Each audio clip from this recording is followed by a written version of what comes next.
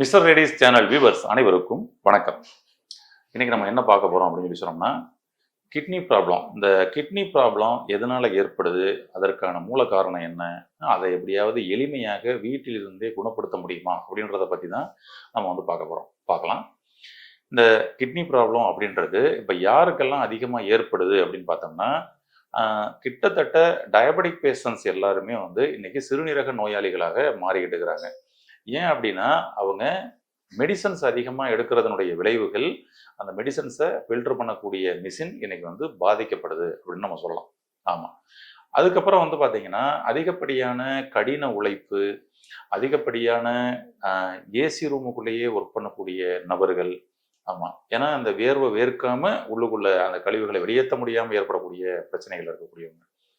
குறிப்பாக இந்த மருந்து மாத்திரை கழிவுகள் அதிகமாக எடுக்கிறவங்களுக்கு தான் இன்னைக்கு அதிகமாக வருதுங்கும் பொழுது நம்ம அதை அவாய்ட் பண்ணுறது தான் பெஸ்ட். இந்த கிட்னி நம்ம உடம்புக்குள்ள என்ன வேலை பார்க்குது அப்படின்னு சொல்லி சொன்னோம்னா, ரத்தத்தை சுத்திகரிக்கக்கூடிய வேலையை பண்ணக்கூடியது தான் நம்முடைய சிறுநீரகம். அப்போ ரத்தம் அப்படின்றது எவ்வளவுக்கு எவ்வளவு சுத்தமாக இருக்குதோ அவ்வளவுக்கு எவ்வளவு நம்மளுடைய சிறுநீரகம் லைஃப் கூடிகிட்டே இருக்கும். ரத்தத்தில் எவ்வளவுக்கு எவ்வளவு கழிவுகள் கலக்கப்படுதோ அவ்வளவுக்கு எவ்வளவு நமக்கு அந்த மிஷின் பாதிக்கப்பட ஆரம்பிச்சிடும் அப்படின்னு சொல்லலாம். இப்போ நமக்கு தண்ணியை சுத்தப்படுத்துகிற ஒரு மிஷின் அந்த மாதிரி எடுத்துக்கலாம். அப்போ தண்ணியை சுத்தப்படுத்தக்கூடிய ஒரு மிஷின் அப்படின்னு சொல்லி சொன்னோம்னா நம்ம வீட்டில் இருக்கக்கூடிய ஒரு ஆர்ஓ மிஷின். இந்த ஆர்ஓ ரிவர்ஸ் ஆஸ்மோசிஸ் சிஸ்டம்னு சொல்லக்கூடிய இந்த ஆர்ஓ மிஷின் பார்த்தீங்கன்னா தண்ணியை சுத்தப்படுத்துகிற ஒரு ப்ராசஸ் தான் பண்ணிக்கிட்டு இருக்கு. நம்ம உடம்புக்குள்ள ரத்தத்தை சுத்தப்படுத்துறதுக்குன்னு ஒரு மிஷின் இருக்குது, வெளியில தண்ணியை சுத்தப்படுத்துறதுக்குன்னு ஒரு மிஷின் இருக்குது. இந்த ரெண்டையும் நீங்கள் கம்பேர் பண்ணி பார்த்தீங்கன்னா உங்களுக்கு தெரியும்.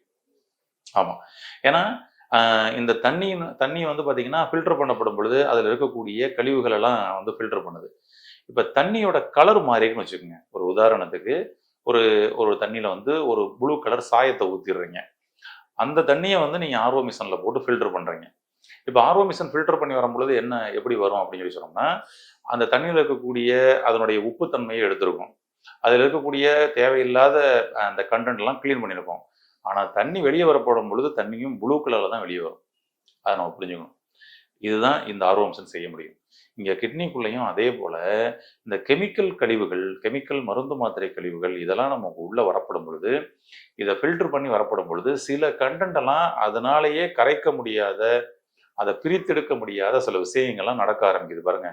அப்போதான் அது தேங்கி நின்று அது நம்மளுடைய நெஃப்ரான்ஸை பாதிப்படைய செய்கிறது. நெஃப்ரான்ஸ்னா என்ன அப்படின்னா, இப்போ சிறுநீரகத்தில் இருக்கக்கூடிய அந்த ஃபில்டர் பண்ணக்கூடியவர் தான் அந்த நெஃப்ரான்ஸ். ஆமாம், அந்த ஒரு ஜல்லடை மாதிரி வச்சுக்கங்களேன். ஒரு ஜல்லடை இருக்குது. அந்த ஜல்லடையில் நீங்கள் சலிக்கிறீங்க, ஒரு புது ஜல்லடை. அதில் இருக்கக்கூடிய ஓட்டைகள், ஒரு ஜல்லடையில் எத்தனை ஓட்டை நம்ம எண்ணியிருக்க மாட்டோம். ஏன்னா எண்ணிலடங்க அந்த ஓட்டைகள், துவாரங்கள் இருக்கும். அது மாதிரி ஒரு கிட்னிக்குள்ளே ஃபில்டர் பண்ணுறதுக்கு இந்த ஓட்டை மாதிரி வச்சுக்கங்களேன், ஃபில்டர் பண்ணுறதுக்குன்னு நெஃப்ரான்ஸ்னு ஒரு அமைப்பு இருக்குது. இந்த நெஃப்ரான்ஸ் ஒரு கிட்னிக்குள்ள எத்தனை நெஃப்ரான்ஸ் இருக்குது அப்படின்னா அதுக்குள்ள 10 லட்சம் நெஃப்ரான் இருக்கு. அப்போனா ஒரு ஜல்லடையில் 10 லட்சம் ஓட்டை இருக்குன்னு வச்சுக்கோங்களேன். அவ்வளோதான், ஒவ்வொரு ஓட்டையும் ஒரு நெஃப்ரான். இப்போ ஜல்லடையில் நீங்கள் அதில் ஒரு அரிசி மாவு ஏதோ சலிக்கிறீங்க.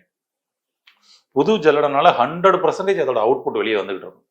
இது அப்படியே போக போக போக போக என்ன ஆகும், கொஞ்சம் கொஞ்சமாக சின்ன சின்ன ஓட்டைகள்லாம் அடைக்க ஆரம்பிக்கும். இது ஒரு அது அதிகமாக பயன்படுத்த என்ன ஆகும்னா அப்படியே சுற்றி அடைச்சிக்கிட்டு நடுவில் மட்டும்தான் கொஞ்சம் வரும். அதோட பெர்சன்டேஜ் கொஞ்சம் கொஞ்சமாக குறைஞ்சிக்கிட்டே வரும் அந்த ஜல்லடையில். சேம் நம்ம கிட்னிக்குள்ளேயும் 10 லட்சம் நெஃப்ரான்கள் இருக்குது அப்படின்னா அதுக்குள்ளே பார்த்தீங்கன்னா கொஞ்சம் கொஞ்சமாக ஒவ்வொரு நெஃப்ரான்ஸாக காலியாக காலியாக காலியாக அதோட ஒர்க்கிங் ப்ராசஸ், அதோட பெர்சன்டேஜ் குறைஞ்சிக்கிட்டே வரும். ஆனால் இப்போ அந்த ஒரு ஜல்லடையில் 10 லட்சம் ஓட்டை இருந்தது இல்லையா, அதில் ஏதோ ஒரு ஓட்டை 2 ஓட்டை மட்டும் அடைச்சிக்கிச்சுன்னா நமக்கு ஏதாவது பாதிப்பு தெரியுமா? அதாவது அதில் வரக்கூடிய அவுட்புட் ஏதாவது நம்ம குறைஞ்ச மாதிரி தெரியுமா? தெரியாது.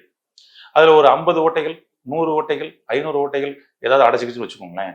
மீதி 10 லட்சத்தில் 1 லட்சம் ஓட்டை அடைச்சிட்டு 9 லட்சம் ஓட்டைகள் வழியாக கூட வந்துச்சுன்னா கூட நமக்கு பெருசாக தெரியாது, அவுட்புட் நமக்கு வருதுன்னு நினைப்போம். அதே தான் 10 லட்சம் நெஃப்ரான்களில் 1 லட்சம் நெஃப்ரான்கள் நமக்கு அடைபட்டிருந்தா கூட 9 லட்சம் நெஃப்ரான்கள் மூலமாக ஃபில்ட்ரேஷன் நடந்து வெளியே வருதுனாலும் அப்பயும் நமக்கு பாதிப்பு பெருசாக தெரியாது. ஏன் அப்படி சொல்கிறேன்னா, நீங்கள் பாருங்கள், கிட்னி ஃபெயிலியர் அப்படின்னு உடனே நம்ம போய் ஒரு பிளட் டெஸ்ட் எடுத்து பார்க்கணும். அப்போ பிளட் டெஸ்ட் பார்க்கும் பொழுது கிரியேட்டினைன் யூரியா அப்படின்ற அந்த அளவு, கிரியேட்டினைன் 1.2 வரைக்கும் இருக்கலாம். இந்த 1.3க்கு வருதுல்ல, அப்போதான் நமக்கு கிட்னி ஃபெயிலியர் ஆரம்பிக்குது. இப்போதான் எனக்கு கிட்னி கொஞ்சம் குறைபாடு, செயல் குறைபாடு ஏற்பட்டிருக்குன்னு சொல்லி நினச்சிக்கிறோம் நம்ம. அதுதான் கிடையாது. அதுதான் உங்களுக்கு சொன்னேன். இப்போ நமக்கு இந்த ஜல்லடையில் 10 லட்சம் மூட்டைகளில் 1 லட்சம் ஓட்டைகள் அடைச்சா கூட நமக்கு அவுட்புட்டில் பெருசாக வித்தியாசமே தெரியாது அப்படின்னு.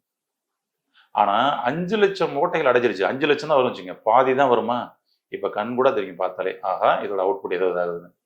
அது மாதிரி தான் சிறுநீரகத்துக்குள்ள கிட்டத்தட்ட 50% பாதிப்புகள் ஏற்பட்டதுக்கு அப்புறம் தான் நமக்கு கிரியேட்டினின் யூரியாவில் டிஃபரெண்டே தெரியுது.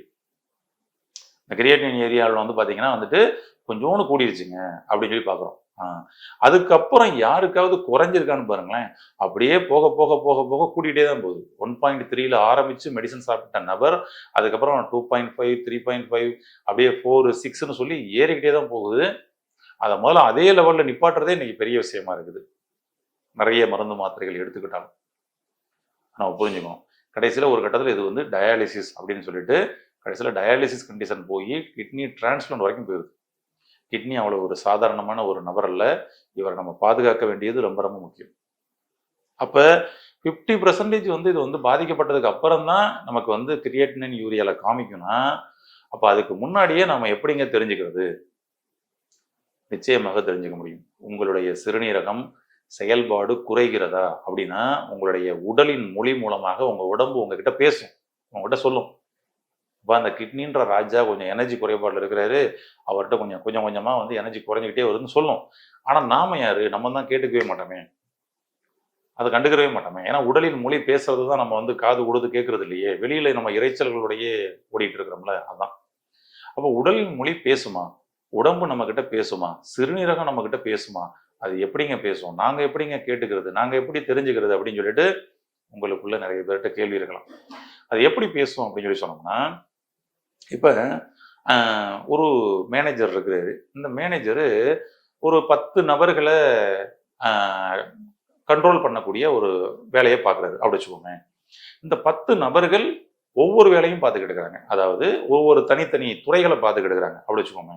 அதாவது ஒருத்தர் சேல்ஸ் பார்க்குறாரு, ஒருத்தர் மார்க்கெட்டிங் பார்க்குறாரு, ஒருத்தர் அக்கௌண்ட்ஸ் பார்க்குறாரு. இப்படி ஒவ்வொரு வேலைகளும் ஒவ்வொரு பார்த்துக்கிறாங்க அப்படி வச்சுக்கோங்களேன். இங்கே இப்போ ஹெட்டு இந்த 10 நபர்களை மேய்க்கக்கூடிய ஒரு ஹெட்டு, அவர் தான் மேனேஜர் அப்படி வச்சுங்க. நான் எதுக்கு சொல்ல வரேன்னா, அவர் தான் சிறுநீரகம்னு வச்சுங்க. இந்த சிறுநீரகம் நம்ம உடம்புக்குள்ள பல சின்ன சின்ன சிஸ்டங்களை கண்ட்ரோல் பண்ணக்கூடிய வேலையை பண்ணிக்கிட்டு, இந்த சிறுநீரகத்தினுடைய செயல்பாடு குறையும் பொழுது, அதாவது அந்த மேனேஜருக்கு உடம்பு முடியாமல் போகப்படும் பொழுது, இந்த 10 பேர் அவங்களுக்கு கீழே வேலை பார்க்குறாங்கல்ல, அவங்க என்ன ஆவாங்க? இன்னைக்கு மேனேஜர் வரல, லீவு, சரி ஓகே நம்ம கொஞ்சம் நேரம் ஓபி அடிச்சுக்கலாம், நடக்கும்ல. அடுத்து இவரை வந்து என்ன வேலை, அடுத்த வேலை கொடுத்தா தான் செய்யணுன்றது இல்லாமல் ஆகும்ல. அப்போ அங்கே தொய்வாகும் பாருங்க வேலைகள். அங்கே தொய்வாகுதுன்னா மேனேஜருக்கு உடம்பு சரியில்லைன்னு அர்த்தம், அவ்வளோதான். அது மாதிரி இவர் கண்ட்ரோல் பண்ணக்கூடிய அந்த சின்ன சின்ன சிஸ்டங்களில் டிஸ்டர்பன்ஸ் ஆகப்படும் பொழுது, அங்கே குறைபாடுகள் ஏற்படும் பொழுது இந்த சிறுநீரகத்தினுடைய எனர்ஜி குறைஞ்சிருக்குன்னு அர்த்தம். அதனால இந்த சிறுநீரகத்துடைய எனர்ஜி குறையுதுன்னா சில தூதுவர்கள் மூலமாக நமக்கு சில அடையாளங்களை காமிப்பாங்க. நான் தூதுவர்கள் அந்த 10 பேர் அப்படிச்சுங்களேன். அப்போ யார் யார் அப்படின்னு சொல்லி சொன்னோம்னா, சிறுநீரகத்துடைய எனர்ஜி குறையுதுன்னா ஃபஸ்ட்டு உங்களுடைய ஸ்கின்ல காமிக்கும். உங்களுடைய ஸ்கின்னு ஃபுல்லாக முதல்ல ட்ரை ஆகிட்டே இருக்கும். நீங்கள் என்ன தான் தண்ணியை ஊற்றி குளித்தாலும் தண்ணிக்குள்ளேயே கிடந்தாலும் ட்ரைனஸ் ட்ரைனஸ் ட்ரைனஸ்ன்னு ஆகிட்டே இருக்கும். உங்களுடைய உடல் முழுவதும் ட்ரைனஸ் ஆகுதா, உங்களுடைய சிறுநீரகத்தை வந்து எனர்ஜி குறைஞ்சிக்கிட்டு இருக்குன்னு அர்த்தம். அதை முதல்ல பிடிச்சிக்கணும். அதுபோல் உங்களுடைய கண்ணெல்லாம் வந்து பார்த்தீங்கன்னா அப்படியே ட்ரைனஸ் ஆகும். ஐயில் இருக்கக்கூடிய ஈரப்பதத்துக்குள்ளே தான் அந்த பால் வந்து இருக்குது, சரிங்களா? அப்போ அந்த ஈரப்பதத்தோட கண்ணு பார்த்தா தான் அதை பார்க்குறக்கே முதல்ல நல்லா இருக்கும். ஆனால் என்ன ஆகும்? ட்ரைனஸ் ஆகிட்டே இருக்கும், கண்ணு ட்ரைனஸ் ஆகும். முடியினுடைய வேர்க்கால்கள் ட்ரைனஸ் ஆகும். நம்மளுடைய பல்லு, அதனுடைய ஈறு பகுதி இங்கேயெல்லாம் கூட வந்து பார்த்தீங்கன்னா அது வந்து ட்ரைனஸ் ஆகி அங்கே அதனால ஏற்படக்கூடிய வலிகள், இந்த மாதிரி பிரச்சனைகள்லாம் ஒன்று வந்து கொடுக்கும். நீங்கள் ஏதோ கிட்னி ப்ராப்ளம்னா காலில் வீக்கம் வந்தால் தான் கிட்னி ப்ராப்ளம் நினச்சிக்கிட்டு இருக்கிறோம் நம்ம. அது கிட்டத்தட்ட 50% பாதிக்கப்பட்டதுக்கு அப்புறம் தான் வரும் கால் பாகத்தில் வீக்கம் அப்படின்றது. அதனால ஃபஸ்ட்டு இங்கேயெல்லாம் சில அடையாளங்கள் காமிக்கும். உங்கள் கண்ணில், பல்லில், ஸ்கின்னில், நெயிலில். உங்களுடைய நெயில் பார்த்தீங்கன்னா உடையும் அப்படியே, ஐயோ பியுதுங்க, அப்படியே லைட்டாக இது பண்ணாலே உடம்பு அப்படியே நகம் ஃபுல்லாக வருதுங்க, பாதி உடையுதுங்க. அது வந்து வரன்னு இருக்குதுங்க, ட்ரைனஸாக இருக்குதுங்க, ஈரப்பதமே இல்லைங்க. நெயிலில் ஈரப்பதம் இருந்தால் தான் அப்படி சைனிங்காக இருக்கும். நம்ம தான் அதில் மேலே கோட்டிங்லாம் போட்டு மறைச்சி வச்சுருக்கோமே. அந்த நெயில் இருக்கக்கூடிய கலரே மாறி இருக்கும். இப்படி ஃபர்ஸ்ட் வந்து இப்படி பல அறிகுறிகள் முதல்ல உங்களுக்கு கொடுக்க ஆரம்பிக்கும். என்ன தண்ணி குடிச்சாலும் உள்ளுக்குள்ள ட்ரைனஸ் ஆகிட்டே இருக்கும். அது ஃபுல்லாக பார்த்தீங்கன்னா உள்ள ஃபுல்லாக ட்ரையாக இருக்குதுங்க. அங்கே அதிகமாக இன்னும் நீர் தேவைப்படுது அவர் ஃபில்டர் பண்ணுறதுக்கு, நீங்கள் கொடுக்கல, அதான் அவசியம். அப்போ நீர் உள்ளே கொடுத்து அதை வந்து பார்த்தீங்கன்னா ஃபில்டர் பண்ணுறதுக்கு சப்போர்ட் பண்ணும்பொழுது சரியாக வரும். இப்படி பல அறிகுறிகளை காமிக்கப்படும் பொழுது உடனடியாக உங்களுடைய சிறுநீரகத்தை நீங்கள் சரி செய்யறதுக்குரிய வேலைகளில் போட்டிங்கன்னா நம்ம வந்து சிறுநீரக பாதிப்பு ஃபெயிலியர் அப்படின்ற கண்டிஷனுக்குள்ளே நம்ம போகாமல் தப்பிக்க முடியும். இல்லைன்னா என்ன ஆயிரும்னா நெஃப்ரான்ஸ் ஃபுல்லாக அடி வாங்கி கடைசியில் வந்து சிறுநீரக செயலிழப்புன்னு ஏற்பட்டுரும். சரி, இதை எப்படிங்க நம்ம வந்து சரி செஞ்சுக்கலாம்? இப்போ அது மாதிரி வந்து சில அறிகுறிகள்லாம் உங்களுக்கு இப்படி சின்ன சின்ன தூதுவர்கள் மூலமாக சொல்கிறாங்கன்னா உடனடியாக உங்களுடைய சிறுநீரகத்தை சீர் செய்ய சரி செய்ய என்ன பண்ணணும் அப்படின்னு சொல்லி சொன்னோம்னா சிறுநீரகத்திற்கு தேவையான தண்ணியை முதல்ல கொடுக்கணும். ஏன்னா ஒரு ஃபில்டர் பண்ணுற மிஷின் வச்சுக்கோங்களேன், அதுக்கு தேவையே தண்ணி தானே. தண்ணி இருந்தால் தானே ஃபில்ட்ரேஷன் நடக்கும். ஒரு உதாரணத்துக்கு துணி துவைக்கிற மிஷினு, அதுக்கு தண்ணி அவசியம் தேவை. ஓகேங்களா? ஆமாம், ஏன்னா அழுக்கு எடுக்கணும். ஆமாம், நீங்கள் பாத்திரம் கழுவணும்னாலும் அங்கே தண்ணி தேவை. இப்படி ஒவ்வொன்றுக்குமே நீங்கள் பாருங்களேன், க்ளீன் பண்ணணுங்க அப்படின்னாலே அங்கே வாட்டர் மேலே முக்கியம். நீங்கள் வாட்டரை சரியாக கொடுக்காம, வாட்டரே உள்ள தண்ணி கொடுக்காம, நீங்கள் சாப்பிட்டதுக்கு தக்கன கொடுக்காம, ஒரு நாள் உங்களுக்கு தேவையான வாட்டரை நீங்கள் கொடுக்காம விட்டீங்கன்னா என்ன ஆகும்? அப்போ ஒரு வாஷிங் மிஷினுக்குள்ளே தண்ணியே ஊற்றாம வெறும் துணியை மட்டும் ஊற்றா என்ன ஆகும்? சுற்றிக்கிட்டே கிடந்து கடைசியில் சட்டை கிழிஞ்சிடும், கிட்னி காலியாகும். அதான் விஷயம். அதனால் ஃபஸ்ட்டு விஷயம், தண்ணீர் முதல்ல நமக்கு தேவையான அளவுக்கு எடுக்கணும், தேவையான பொழுது எடுக்கணும். அதான் விஷயம். ஏன்னா எப்போங்க தேவைப்படும் அப்படின்னா, நான் தான் சொல்கிறேன், உடல் பேசுங்க, உடலின் மொழி பேசுதுல. தாகம்ன்ற ஒரு உணர்வு வருது பாருங்க, இந்த தாகம் வரும் பொழுது தண்ணீர் நல்லா குடிங்க. குடிக்கப்படும் பொழுது அமர்ந்த நிலையில் குடிங்க, நின்று நிலையில் குடிக்கக்கூடாது. அமர்ந்த நிலையில் தண்ணி குடிக்கணும். தண்ணி குடிக்கிறதுக்கு முறையை கூட நம்ம பெரியவங்க சொல்லி வச்சுக்கிறாங்க, அதுக்கும் அவங்க காரணத்தை அவங்க சொல்லி வச்சுக்கிறாங்க. சரிங்களா? ஆமாம், பாருங்க, நின்ற நிலையில் குடிக்காம தண்ணியை அமர்ந்த நிலையில் குடிக்கணும். ஒன்று. அடுத்தது என்ன சொல்லியிருக்கிறாங்கன்னா, உணவை குடி, நீரை கடின்ட்டாங்க. எப்படி பாருங்களேன், உணவையே குடிக்கணும், நம்ம என்ன பண்ணிக்கணும், தண்ணியை தான் குடிச்சு கொடுப்போம். தண்ணியை வச்சு அப்படியே மேலே வச்சு கட்ட கட்ட கட்ட கட்ட கட்ட கடன்னு உள்ளே ஊற்றிக்கிட்டு இருக்கிறோம். என்ன ஆகும்னா நேர உணவுக்குள்ளாய் போய் இறைப்பை போய் சிறுகுடல் போய் ஒன்று அங்கேருந்து பிரிஞ்சு அப்படியே கிட்னிக்கு வந்து யூரின்ல போயிடும், இல்லைன்னா வந்து அப்படியே பெருங்குடல் வழியே போக ஆரம்பிச்சிடும். அப்போ நீரை எப்படிங்க குடிக்கணும் அப்படின்னோம்னா, நீரை குடிக்கக்கூடாது, நீரை கடி. அன்னைக்கு நம்ம வீட்டில் வந்து பார்த்தீங்கன்னா வந்து செம்பில் தண்ணி வந்து வைப்பாங்க, டம்ளரில் தண்ணி வந்து வைப்பாங்க, செம்பில் தண்ணி வந்து வைப்பாங்கல்ல, அதை எடுத்து வாயில் வச்சு நல்லா கடித்து அந்த தண்ணியை கொஞ்சம் கொஞ்சமாக உறிஞ்சி குடிப்போம். இன்னைக்கு அந்த பழக்கமே போயிடுச்சு. டீசெண்டாக நம்ம குடிக்கிறோமா தண்ணியை, இல்லையா? அப்படியே அண்ணாக்க குடிக்கணும், எச்சி படக்கூடாது அப்படின்னு. ஏன்னா லிப்ஸ்டிக் வேற போட்டுக்கிறோம்ல, அப்போ அப்படி பண்ணும் பொழுது என்ன ஆயிரும், அவ்வளோதான், அழிஞ்சு போயிடும்ல. ஏன்னா இந்த 50 ரூபா லிப்ஸ்டிக்காக நம்ம அக்கறை எடுத்து கடைசியில் 5 லட்ச ரூபா கிட்னியை காலி பண்ணிடுறோம். அதான் விஷயம். அதனால தண்ணியை நல்லா கடிச்சு குடிங்க, இந்த பழக்கத்துக்கு மாறுங்க. டம்ளரை கழுவிக்கலாம், தப்பே இல்லை. இன்னொருத்தருக்கு தண்ணி கொடுக்கணும்னா கழுவி கூட கொடுத்துக்கலாம். ஆமாம், ஆனால் எச்சி படாமல் குடிக்கணும் அப்படின்ற பேரில் நீங்கள் கடன்னு மேலே குடிக்கப்படும் பொழுது உங்களுக்கு சிறுநீரகத்தில் வந்து பார்த்தீங்கன்னா வந்து டிஸ்டர்பன்ஸ் ஏற்பட தான் செய்யும். ஆமாம், நீங்கள் கடிச்சு குடிக்கப்படும் பொழுது உங்களுடைய உதடு நனையணும், உங்களுடைய நாக்கு நனையும், மேல அன்னம் நனையும், பல்லோட உள்பக்கம் வெளிப்பக்கம் இதெல்லாம் நல்லா வந்து பார்த்தீங்கன்னா நனைஞ்சு இங்கேயே முதல்ல தண்ணியை உறிஞ்சிடும், தேவையான அளவுக்கு எடுத்துக்கணும். உங்களுடைய நாக்கு பல்லுன்னு ஏதோ தனித்தனியாக பார்க்குறீங்க, உறுப்புகளுக்கும் நாக்குக்கும் பல்லுக்கும் உதட்டுக்கும் சம்மந்தம் இருக்குது. நேரடியாக இங்கே முதல்ல எடுத்து எல்லா ஆர்கனும் குளிச்சு படுத்துரும். உடல்ல 72% நீரால் ஆனது அப்படின்றோம். உடல்ல 22% நீரால் ஆனது அப்படின்றோம். இந்த நீரை மேலாண்மை பண்ணக்கூடிய, நீரை மேனேஜ்மெண்ட் பண்ணக்கூடிய நபர் யாரு தெரியுங்களா? அவர் தான் கிட்னி. நீர்த்தன்மை குறையுதுன்னா அங்கே கிட்னி உடனே பார்த்தீங்கன்னா வந்து எக்ஸஸாக திரும்பவும் வந்து நீர் கொடுக்கணும் வாங்கி அதை பேலன்ஸ் பண்ணக்கூடிய அவர் பண்ணுவார். நீர்த்தன்மை கூடிருச்சுன்னா எக்ஸஸாக இருக்கிறத வெளியேற்றிட்டு அதை பேலன்ஸ் பண்ணக்கூடிய வேலையை பண்ணுவார். சிறுநீரகத்தினுடைய மிக முக்கியமான வேலையே உடலில் இருக்கக்கூடிய அந்த நீர்த்தன்மையை பேலன்ஸ் பண்ணக்கூடியவர். அப்போ இங்கே அதிகப்படியான வெப்ப தாக்கம் ஏற்படும் பொழுது இந்த நீர்த்தன்மை டெஃபிஷியன்சி ஆகும். அதுதான் பல டிஸ்டர்பன்ஸுக்கு காரணங்க. அதனால தண்ணியை முதல்ல வந்து பார்த்தீங்கன்னா அமர்ந்த நிலையில் குடிங்க, இது ரொம்ப பெஸ்ட். ஒன்று. ஆமாம், அதுக்கப்புறம் நீர் சம்பந்தப்பட்ட காய்களை நீங்கள் வந்து தினம்தோறும் உணவுகளில் சேர்த்துக்கிட்டு வாங்க, அது ரொம்ப நல்ல விஷயம். நீர் காய்கள் இன்னைக்கு சாப்பிட்றதே இல்லை. ஆமாம், அதாவது இந்த வெண்பூசணி, பீர்க்கங்காய், சுரக்காய், இது வெள்ளை முள்ளங்கி, இதெல்லாம் பார்த்தீங்கன்னா நல்ல நீர்க்காய்கள் உங்களுடைய சிறுநீரகத்துக்கு ரொம்ப அருமையாக சப்போர்ட் பண்ணி கொடுக்கும். சிறுநீரகம் வெளியில வந்து உங்ககிட்ட வந்து தேங்க்யூ அப்படின்னு சொல்லி சொல்லுவோம். அந்த மாதிரி ஒரு வேலையை பார்க்கணும்னா அவருக்குரிய காய்களை நீங்க கொடுங்க.